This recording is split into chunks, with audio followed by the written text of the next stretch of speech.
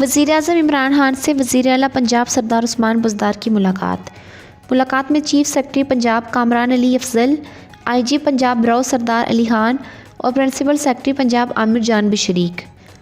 मुलाकात में वज़ीर आज़म को पंजाब में जारी तरक्याती मंसूबों पर पेशरफ्त, इंतज़ामी अमूर और अमान की सूरतहाल से आगाह किया गया।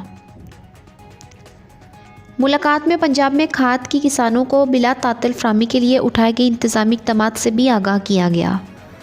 वज़ीर आज़म ने सूबे में इंतज़ामी और अमान की सूरतहाल को तसल्ली बख्श करार देते हुए मज़ीद बेहतरी लाने की हिदायत जारी की।